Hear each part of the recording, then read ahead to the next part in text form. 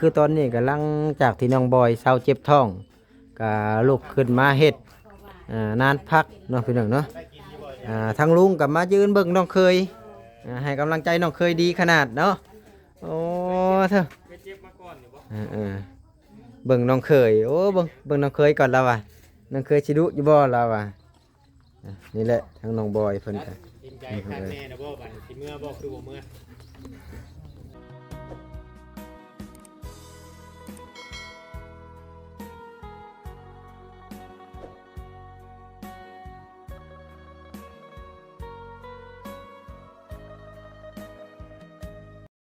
เอาพี่น้องเอ้ยเปิดภาพมาตอนนี้ก็มาอยู่บ้านของน้องแต่เด้อพี่น้องเอ้ย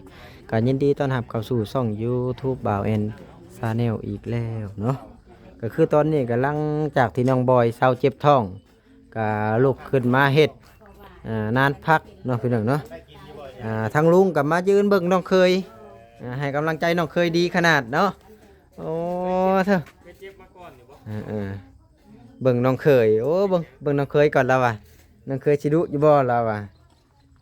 นี่แหละทางน้องบอยเพิ่นก็กินใจคักแน่นะบ่บัดสิเมื่อบ่คือบ่เมื่อเว้าให้ FC ฟังก่อนยังบ่ฮู้ยังบ่แน่ใจทางน้องแล้วว่ะคือสิบ่เมื่อเนาะแล้วก็อยู่นำนี่แหละน้องตอน้องแต่เพิ่นนี่แหละพี่น้องเอ้ยลูกกับเมียกะลูกกับเมียนี่แหละเวลาอยากให้กันมันก็มีพิษแน่มีทึกแน่ให้แหละคนเฮาคือนั่นละก็ง่ายซะมีหยังก็ให้อภัยกันเนาะหักแทงกันแม่ก็ได้เดี๋ยวมื้อสิอันนั้นได้เป็นครอบเป็นครัวจังหน่อยต่อไปมื้อหน้าอาจจะเป็นพ่อคนก็เป็นได้เนาะเขาต้องเข้มแข็งไว้ได้สิ่งใดที่มันให้มีดูครอบครัวอะไรเขาต้องอันนั้นแหละสิ่งใดที่บ่พอพิษก็อภัยให้กันเนาะเรื่องเล็กๆน้อยๆให้แล้ว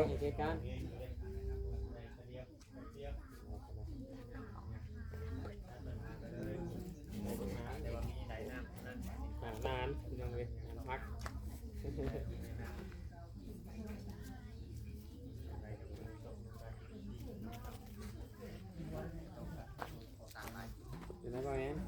มาดีนี่แหละเบิ่งน้องเพิ่นขุดขนาดพักนี่แหละ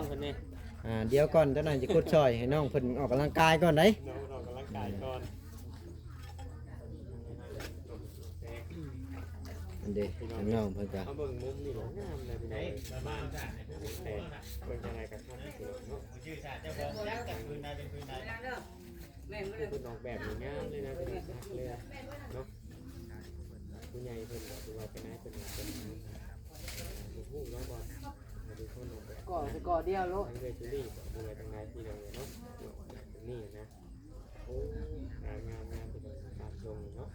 อยู่ได้ทั้งทางว่างทางเทิงเนาะตอนนี้ก็คือว่าทางน้องเพิ่นก็เฮ็ดแล้วมีแต่ว่าถ้าว่าได้ไปตลาดบ่แม่นสิซื้อ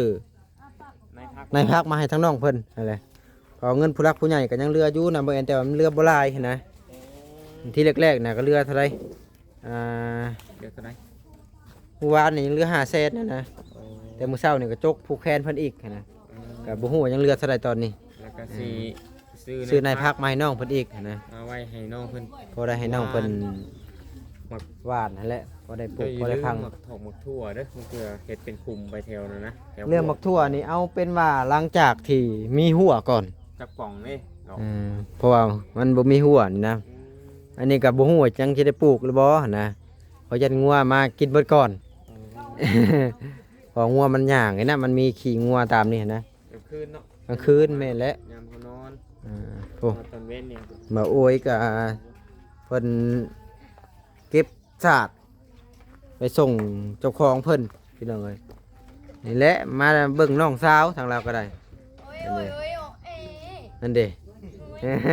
มักยอกได้ไอ้น้องแต่นี่มันคือหาต้องกันอยู่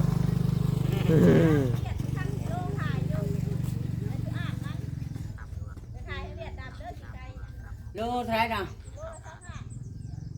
ไอ้ที่ขายเจ้าก่อนเจ้าชื่อไปกี่ไรก็ได้ขายโลเช้าเดี๋ยวมาหาน้องแต่อีกคือเก่าก่อนพี่น้องเลย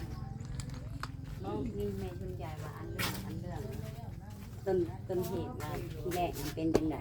พิดกันเรื่องน้อยๆอย่างนะบอกลูนะบอกว่าให้ซื้อปลานิ่นนะปลานิ่นน้อยนะมาตัวละครึ่งโลนะมันผัดบ่มี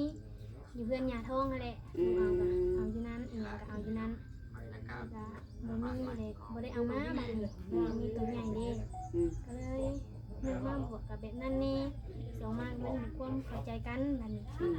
มันก็คือสิบวกกันแบบกับตัวนั้นนำ แล้วก็มาพิดกัน แล้วก็มาพีกัน เรื่องกันชำนี้กีดกัน มันบ่แม่นว่าเรื่องงานเรื่องเตนะ แล้วเป็นจังได๋บัดนี้ปรับความเข้าใจกันแล้วนะวะ นี่ก็คงเข้าใจแล้วตอนแรกนี่แม่เพิ่นสิโทรมาเว้าน้ำเพิ่นนั่นแหละแม่เพิ่น แต่ว่ามื้อนี้ยังบ่ได้คุยกันบ่กับแม่นะคุยแต่กับป้าบ่ นี่แม่เพิ่นบ่คุย มื้อนี้นะ เป็นยัง เป็นยังหมด เพิ่นหาคุยกับลูกเพิ่นเอง เอาแล้ว ก็ต้อง ช่วงสิถามแท้เนาะเอ้ยเนาะ เดี๋ยวก็ต้องมาเว้าแบบว่าก็ต้องเว้าทั้งสองนั่นแหละคันว่านั่งกันจะได้แบบว่า เอื้อยเพิ่นบอกเลยนี่ก็ยังให้เมื่อ บ่แม่นเอื้อยว่าหาไม้ ตั้งแต่พ่อเราบ่อยู่บ่มัน พอมันเป็นผู้ยังเป็นผู้พอเป็น ต้องเว้ากับตะดองพูนมันจังสิเข้าใจกัน แบบว่าแม่ย่านี่บ่อยากบ่ยอมเว้านํมันเจ้าเออ ให้ยังจังบ่เว้าคือบ่เว้านำแน่จังเล็กจังน้อยแบบว่า อย่างน้อยก็เนาะ แม่นยังน้อยก็แบบว่าถาม ถาม ลูก แหละ เอ้ยว่า ถามว่าเป็นหยังเป็นหยังแบบนั้นแบบนี้ แม่นว่า อัน แบ นี้ บ ก็ ผิด น้ กั อน ง หยัง อยากพูดคือการหรือแบบอยากน้องอยากเงินจากปากว่าพิษกันยังลูกไม่ปากต้องเข้าใจกันน้องกันคือที่ดีใจบาดเลยเด็กนะอันนี้ค่ะเพิ่นแบบบ่ได้อันนั้นอันนี้เพิ่นบ่ได้ว่านะบ่ได้หันนะทั้งลูกอ่ะอุกใจแม่นบ่ได้กับทั้งแม่ย่าเพิ่นว่านะมันนะนี่ยังก็แม่นอยู่ป้ากับป้าก็ยังเป็นรูปแบบเป็นลูกคือเก่าแม่นบ่เลยมันต้องย่ามา แม่ลำผัวเจ้ายังบ่ได้เว้านำแม่เพิ่นน่ะ ยังจะแรง แม่นแล้วเพิ่นสิโทรมาโทรมาแล้วก็อยู่แบบอยู่พังนํกันว่าเพิ่นสิว่าจังได แม่ข้าแม่ว่านี่ข้าแม่ว่าพังคือการข้าแม่ว่าได้ยินแบบบอกว่าอย่างไร ก็เจ้าต้องเว้ากับผัวเจ้าว่าบ่ให้เว้าว่าเจ้าอยู่หั่น แต่ว่า คันว่าผัว คำ เจ้า ว่าสิเฮ็ดแบบลับๆรักเว้ามันก็ยังเป็นการนั่นกันอยู่ได้เนาะ มันก็คันว่าเป็นแนวนี้จังว่าอะไรมันก็เนาะมันผู้ใหญ่เฮาบ่อันนั้นให้เด็กน้อยเด้อนี่ มันบ่ เฮา ครับ แม่เฮาเป็นผู้ใหญ่เฮาต้องปรับปรุงให้เด็กน้อยต้องเข้าใจกัน ตัว แม่ นี้ก็ซาผู้คิดเขาว่าบ่พาเว้าไปก่อนเพราะว่าบางทีเพิ่นอาจสิโทรมาบอกทั้งสองคนนั่นละให้ปรับปรุงก็มีให้ปรับหยังเคลียร์พวกเขาหากัน เรื่องนี้นะ เพราะว่าเพิ่นก็ยังบ่ทันได้คุยกับลูกชายเพิ่นพร้อม น้องฮู้ดีว่าเพิ่นสิว่าน้ำน้องบ่เรื่องเพิ่นบ่เล่าอันนี้นะน้องฮู้แล้วแก่ใจ เอาฮู้แล้วก็อย่าท่าคำตอบมาแรงเนาะ แม่น เฮาต้องท่าคำตอบมาแรงแหละจังว่ากันแน่ใดก็ได้กันว่าเจะอยู่หั่นแหละเพิ่นสิบ่เว้าหยังก็เพิ่นบ่เว้าก็ถือว่าเพิ่นบ่จะเว้านำเฮาเนาะ แม่ คันว่าเพิ่นบอกบ่ช่องสมมุติว่าลูกเพิ่นก็บอกเฮาเพิ่นก็บอกก็ เปลี่ยนแปลงนู่น มั นั่ น นนี่ ก็ เนาะ เฮาก็ต้องเปลี่ยนใส่กันแม่นล่ะว่าก็สิเปลี่ยนผู้เดียวมันก็ไปบ่ได้ บ่ได้ไปกันบ่รอด เพราะว่า ต้องปรับ เรื่องคู่มันต้องปรับนำกันบ่ช่อ ต้ ง องปรับเบิดสองคนคือบ่ คันว่าสิปรับผู้เดียวนี่มันเป็นไปบ่ได้ดอก ได้คนแบบนึงคนนึงแบบนึงเนาะ นั่นแหละ จิตใจไป มันแบบว่ามันแยกคนละทางเลยเนาะแบบมันบ่ไปร่วมทางกันได้เลยดิเดี๋ยวไปทางนี้ค่อยมาทางนี้ เอ้ยนางนี่แล้วเว้าถึกเบิดพี่น้องเอ้ย ว่าถึกเบิด ผู้หนึ่งไปทางหนึ่งผู้หนึ่งไปทางหนึ่งมันก็ ผู้ใหญ่เนาะ มันก็บ่ได้เล มี ย เหตุผลคือว่า ไปทางใดเฮาก็ต้องได้ไปนํกัน ผู้หนึ่งผัดลงชาเนาะผู้หนึ่งผัดขึ้นชาตะแขกผู้หนึ่งผัดลงชาปักเซนี่นะ แล่เป็นได้เดี๋ยวนี้ได้เว้านํกันแล้วเว้ากับผัว ก็ว่ากันแล้ว ก็มีแต่คันว่าอันนั้นเด้อความคิดของแม่เด้อคันสมมุติว่าเจ้าต้องถามกับผัวเจ้า และให้ผัวเจ้าให้คำตอบมา เจ้าสิคิดจังไดเจ้าก็ค่อยมือว่ามาอยู่นํกันแบบซี่พวกกับพึ่งพาอาศัยเจ้า อันนี้ เฮาก็ต้องเว้าแล้วเฮาก็ต้องปรับให้กันสมมุติว่าตัวใดค่อยผิดเจ้าก็ต้องยกโทษให้ค่อยตัวใดเจ้าผิดข้อยก็ต้องยกโทษให้เจ้า ต้องบอกกันเนาะ แม่น ต้อง ตัวนี้ค่อยบ่มักเด้อนี่ก็ต้องเว้าให้เมียโลกว่าค่อยบ่มักสมมุติว่าเมียบ่มักผัวชิงใดเฮาก็ต้องบอกว่า ตัวนี้ค่อยบ่เอานํเจ้าเจ้าก็ต้องเปลี่ยน แม่ เฮาต้องคุยกันตรงๆได้เลยพวกเมียเฮาสิไปปิดกันไว้แล้วมัน ไปกันยาก ผัวเมียก็เป็นคนอื่น แม่นอีนี้ค่อยเว้าตรงๆเลยได้ ก็มาเขาปิดบังกัน แม่น มีความ เพราะว่า กันมันบ่ดี เพราะว่าเฮาปิดใช้กันนี่มันโอ้ก็จังได้สิเว้าก็ได้ ให้คำตอบบ่ได้เด้อตัวนี้ค่ะ โดย นี่แต่เฮาเคลียร์กันให้มันชัดเจนเลยค่ะว่า ถ้าเบิ่งยากกับบางทีเพิ่นโทรมาแรงเพิ่นก็บอกบ่ช่องก็มีลูกเอ้ย อืม คนเฮามันก็ต้องบอกสอนบ่ช่องนั่นแหละไผผิดไผถูกกันเนาะ แม่น คันสิบอกภายเดียวกับภายนี่เด้จ้ะมันก็เฮาก็ยังบ่ฮู้ดอกอันนี้หาเนาะเว้าไปก่อนในชื่อพ่อแม่พี่น้องเอา คิด กะ นะ แค่คิดไปแล้วเขาเว่าไป แม่นแต่บ่ฮู้ว่าเพิ่นสิเว้าแบบใด เนาะ เฮาก็ยังบ่ฮู้บางทีเพิ่นมาเพิ่นบอกเพิ่นช่องก็มี เพิ่นบอกเดี๋ยวก็พังเอาหั่นแหละเนาะเฮ็ดจังได้จำเป็นเด้ ก็ให้คำตอบคือว่ามื้ออื่นมื้อแรงเพิ่นโทรมา ตั้งเอาได้ก็ชุมเจ้าก็ปรับเปลี่ยนตัวเองตัวใดว่าก็ว่าเฮาบ่ถึกบ่ต้องแต่ทั้งครัวก็บ่ถึกบ่ต้องก็ให้ปรับเปลี่ยนสองคนนั่นแหละอยู่กับเจ้าสองคนในชีวิตคู่เพราะว่าผัวเมียเนาะ แม่น เฮาสิคือผัวก็สมมุติว่าสิพังแนวมันบ่ถึกก็บ่ถึกแล้วมันอยู่กันบ่ได้เด้อ แม่นแม่นแม่นเพราะว่าสมมุติว่าคือแต่เฮาแม่นอยู่สมมุติว่านับถือแม่นางเฮาไปอยู่เฮือนเฮาบัดนี้เนาะเฮาก็สิมาบอกแบบว่าบอกจุจิกหลายมันก็บ่ได้แม่น แม่ ล่ะ นแม่น แต่ลูกเฮาเองนี่นะเฮาเลี้ยงมาแบบอันนั้นนี่นะยังบอกบ่ได้เฮาก็ยังบ่จังได้เฮ็ดอันนี้ก็แม่นอยู่คนนับถือบางทีเฮาบอกหมู่บ่พังเฮาก็บ่จังได้เฮ็ดเนาะกับหมู่บ่เปลี่ยนหันนะสมมุติว่าเฮาก็ได้แต่บอกไปซี่แหละเฮาบ่ได้อยู่นํกัน เป็นหยังมากอะมีแต่จะโตอยู่สองคนสมมุติว่าเจ็บเป็นก็ เบิ่งกัน เบิ่งกัน แม่ แต่เฮา บิ่งกันนั่นแหละ เฮานี่แบบว่ามันสำคนอื่นเนาะก็แม่นอยู่คนนับถือเฮาก็เบิ่งเฮามาเยี่ยมเล็กๆน้อยๆเฮาก็เมื่อแล้ว ว่า แม่น ใหญ่ ล่ะ เขาอยู่คนละเฮือนเด้ แม่น มีหยังก็เฮาผัวเมียเฮาแหละเบิ่งกันว่าง่ายซะ ถามเอิ้นได้บ่เอิ้นได้ ได้ ได้ ถ้าว่าเอิ้นได้บ่ได้ ถ้าแม่นว่าเด็กก็บ่ได้แล้วนอ คั น น นอ ว่าน มันจะเป็นอยู่ดึกหรือว่ายามแจ้งก็ได้เนาะคันเฮาไปเอิ้นแม่นและว่าคันนอกจากเฮาบ่เอิ้นแล้วเฮาบ่ฮู้นะก็บ่ได้ เที่ยงคืนก็ยังเคยปลุกมาเลยเนาะ แนวเจ็บเป็น แม่น เห็นอุ่นมันก็ห้องกันได้ เพราะว่าเฮาก็มันเลือกอันนั้นบ่ได้ได้นี่ความเจ็บความเป็นเนาะ แม่ หมู่เอิ้นยามใดเฮาก็ได้ไปอยู่แล้ว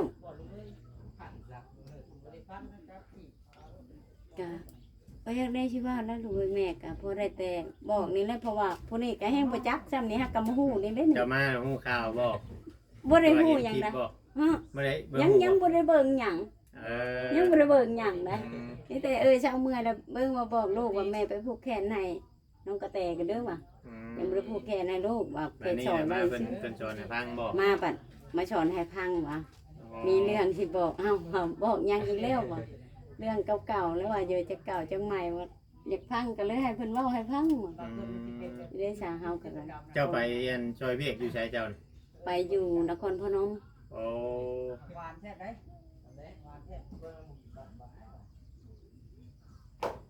เป็นไกลเติบเป็นนี่เนาะ เหี่ยว ไปไกลเติบแล้วขวมทางมุกนาหาร โค้งเนาะ ไป ควมนี่บ่ได้บ่ มื้อเช้านี่บ่ ไปว่าน วันนี้โอ้ เพราะว่าเพิ่นผูกแขนมื้อนี้ดิจ้ะ โดยโดย ไปความนี้บ่ได้แล้วเพราะว่าไปได้ที่ตลาดนัดเด้ อืม เพราะว่าเฮาไปบ่แม่นวันตลาดนัดมันไปบ่ได้เนาะ อืม อยู่หั่นแหละแบบมันเป็นด่านแหละค่ะสิเปิดได้ทุกมื้อ อันนี้เขาจะเปิดแต่มื้อตลาดนัด แม่นเปิดวันจันทร์กับ อ๋อ วันพฤหัส เท่าได้แม่ไป ก็เพิ่นรายเติบมันแหละเพราะว่าเดี๋ยวนี้น้ำหมอกน้ำมันมันก็แพงเนาะ ขนาดไปซิโนยังกลับมา ค่ารถการนี่ล่ะผู้น้อยนางเฮียนเขาก็ยังเก็บซำผู้ใหญ่ เออ ซำผู้ใหญ่เบิดเลยได้ ในราคาเดียวเลย แม่นแม่นฉันแรกลูกเลยมีแต่ตัวใดบ่เข้าใจกันแล้วก็ปรับเปลี่ยนแปลงนัดด้วยกันนี่แต่ลูกพูดกันคือแม่เว้าแล้วจังได๋สิเว้าแล้วแม่ก็ได้แต่บอกสมมุติว่าบอกเจ้าบอกผัวเจ้าก็มือว่าคันเจ้าบ่พังแม่ก็ผัวเจ้าบ่พังก็บ่จังได๋สิบอกได้ชำนี้แหละก็ถือว่าถ้าเบิ่งก็กระดองในดองโทรมาแต่เพิ่นสิว่าอะไรมีแต่ปรับเข้าใจกันและตัวใดนั่นก็คือตัวก็พออดก็อดไปลูกตัวใดแบบว่าแบบผัวให้แบบงดงิดถามโลด สุดอดแล้วอันนี้ ถามแบบแม่บอกว่าถามแบบตรงๆไปเลย ถามตรงกับอะไรเทื่อแล้ว แบบกะย่าเขาต้องถามอีก ตอนหมู่อยากให้นะเฮาถามหมู่ว่านำแบบมิตรให้กันแหละไผสิถามกับคนครัวมันผิดกันอีกอะนะแบบเฮาถามหมู่ก็ถามตรงแล้วเป็นเศร้าให้กันเลยลูกแบบบ่อยากเก็บแบบเอาความเก่ามาเว้าไว้ แบบ มันแล้วเลยแล้วไปเลย ไปเลยทำไมเขาถามคำนั้นออกมามันสิผิดกันอีก ขั้นว่า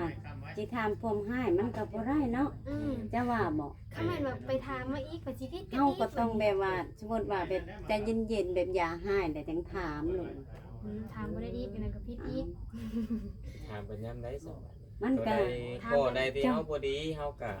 ปรับเปลี่ยนเข้าหากันนั่นแหละ ก็ ปรับ เปลี่ยน ปรุง มากันแบบน้องก็อยากคิดในนั่นแหละ ทั้งสองฝ่าย ทานยังก็ทานตอนใจเย็นๆเนาะใจเย็นคือวังเว้นนี่บ่ได้ใจเย็นน้ำแล้วใส่เลย เอ้า ทางผมใส่เลย ใช่กันแบบไรอันนั้น โยโอ้เด็กก็สิเมื่อลูกไล่มาเลย เอ้าเมื่อยอดว่าติ โอ้เมื่อย โยข้าพเจ้าแน่สิเว้าแล้วไปสิเนาะ แม่ จะว่าบอก แม่ คันว่าสิไปถามพรมฮ้อนนี่กะข้อยกับบ่ตี้ได้นี่พรมฮ้อนคนอยากให้หมุนว่าเนาะคือข่อยคือกันคันข่อยยังให้มาถามพรมข่อยยังให้ข่อยก็แฮงเว้าชุ่มชีชุ่มหาแล้วเฮาถามกันผัวเมียเฮาก็ต้องถามยามเฮาอย่ายังให้แบบใจเย็นๆแบบเฮาอย่ายังให้แล้วมาถามกันบัดนี้แบบลมกันว่าว่าเฮ้ยข่อยสิถามเจ้าเด้อเจ้าอย่าให้ข่อยเด้อว่าไปสิแบบ เคยเว่าอันนี้ก็ บ่ เคยเว่าไปแล้ว เอาเคยเว้าเพิ่นเลยว่า เคยเว่าไปแล้ว กับบ่จ้างให้ความคิดเห็นเลยสิเนาะ แม่ จะว่าบ่แบบใดก็เคยแหละวะ เคยแล้วอันนี้เคยถามเลยเฮ้ยถ้าเป็นคนถามใจจะอย่าให้คอยเด้อ อือ เออถามไปหมูก็เริ่มแล้วมันเริ่มเก็บอาการมันอยู่แล้วหมูก็เริ่มนอนเริ่มอย่างนี้ไปย้ายแม่จ้ะ แบบว่าถามไปแบบดีๆนี่ก็ถามไปแล้วมันหายโลดแบบเริ่มแบบใจบ่ดีโลด มันจะบ่ดี อืม เพราะว่าแบบพ่อแม่เพิ่นแช่งแห้งกว่านี้นะ อยู่เพลงก็แม่นอยู่เนาะจะว่าบ่เพลงเฮาก็เอาเมียเฮาต้องเปลี่ยนเนาะ แม่น เฮาต้องเป็นผู้ใหญ่ได้ลูกเว้ย ถามเปลี่ยนกับเปลี่ยนคือเฮ็ดเวียกเฮ็ดงานนี่อยู่เฮือนบ่เฮ็ดแบบนี้เฮ็ดมาที่ละเฮ็ด แต่ แล้วฮับ ลูกหันเด้อแม่สิบอกทุกคนพ่อแม่แพงเบิดลูกลูกไผๆก็แพงเนาะ แม่น แต่เฮามีครอบมีครัวเฮาต้องเปลี่ยนตัวเอง คือเวียกงานอยู่พูนบ่เฮ็ดหยัง อืม เด็ดขาดบ่เฮ็ดบ่จับ อืม บัดมาพี่เฮ็ดข้าวกันนึง อืม คงกินเฮ็ด กันดีอย่างก็เชียดอย่างละลูกสิไปให้ดีเบ่ทุกอย่างมันก็บ่ได้ อยู่พูนบ่เฮ็ดหยังปลาเลย อืมก็มีดีมีบ่ดีนะลูกมันก็ต้องปนกัน เรื่องของคนเฮามันก็บ่แม่นว่ามันสิบ่ดีตลอดบ่แม่นมันก็อดไปสิแต่อดไปยันว่าตัวมันดีตัวบ่ดีแหละ แม่นอันนั้นแหละลูกความอดก็อดตัวนั้นแหละลูกแบบเฮาก็คิดเห็นอยู่ความให้เนาะเฮาก็คิดเห็นความดีมาในนี้ นั่นแหละลูก อดกับตอนเฮาอยากให้เฮาก็เว้าซุ่ม4ซุ่ม5ไปเลยหั่นน่ะ ก็อันนั้นแหละแม่ว่าปัญญามยาอย่างให้แล้วเจ้าก็เว้า เจ้าก็อย่ามาเก็บไว้เลยเฮ้ยยามข่อยอย่างให้ก็แบบเจ้าอย่างให้เว้าแบบซี่ก็ว่าทานบ่ได้ ลูกนะว่าแนวนี้ขนาดจะอยู่ห้องหมอจะยังเผาข่อยได้ นั่นแหละ บัดข่อยใครแน่แบบนี้แล้วจะสิไปจากข่อยบ่เพิ่นก็ว่าบ่ก็บ่อยากไปแต่อยากให้จะเปลี่ยนอันนั้นเปลี่ยนอันนี้ก็ค่อยเปลี่ยนไป คนเฮามันบ่มีว่าสิเปลี่ยนปุ๊บปั๊บเนาะหั่นนะ แล้วสมมุติว่าหั่นให้เปลี่ยนหยังเราสิแม่พันเปลี่ยนหยังแบบว่าพวกมักชุด มากเข้ามารูปแบบว่าไงความรูปแบบหนึงมาความเพิ่นให้เนาะความเพิ่นให้แล้วลูกเลยอยากฮู้ว่าเพิ่นเป็นหยังเพิ่นเลยบ่ให้ถาม ๆอืม ลูกอะชุดแต่พยายามแต่มันเห็ดบ่ได้เพราะว่ามันเก็บไว้ในใจเฮานะว่าหมูเป็นหยังแบบซองมาเพิ่นอะ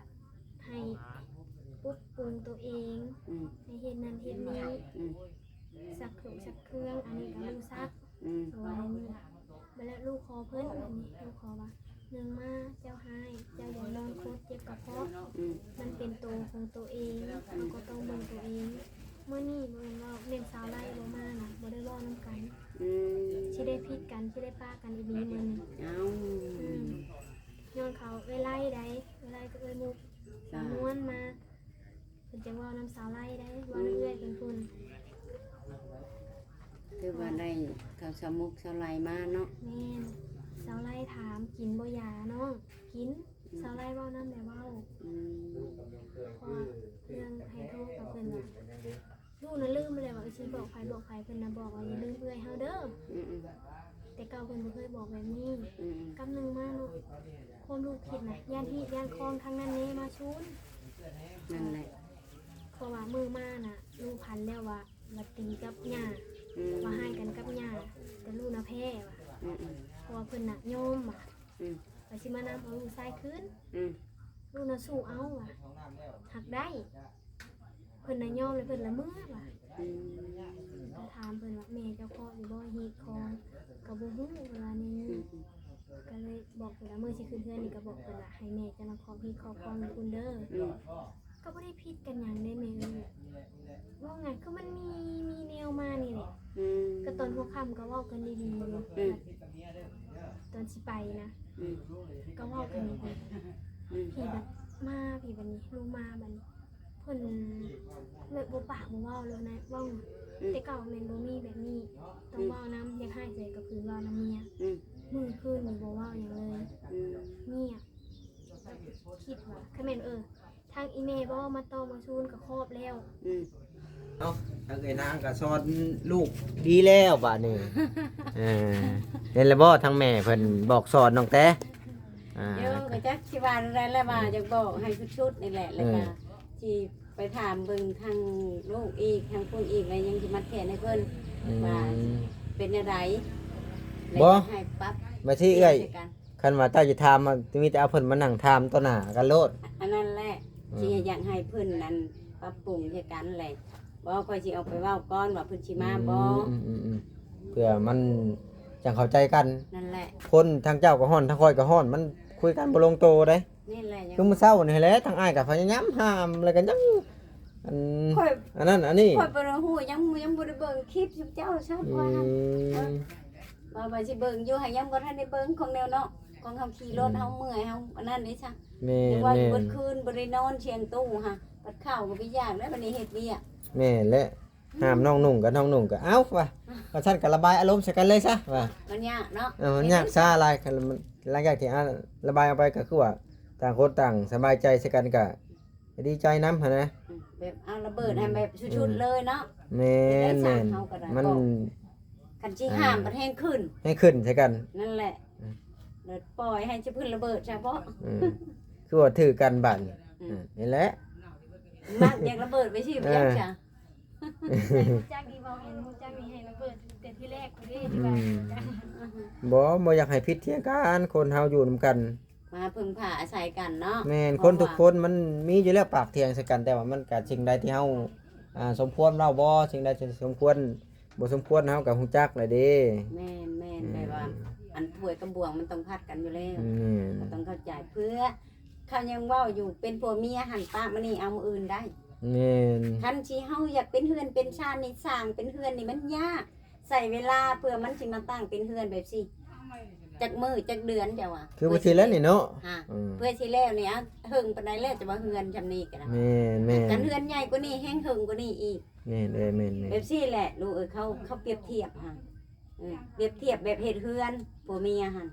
คันเฮาสร้างเฮ็ดผัวเฮ็ดเมียปามานี่เอามืออื่นได้ใครคือกันผู้หญิงคือกันผู้ชายคือกัน แต่เฮาอยากให้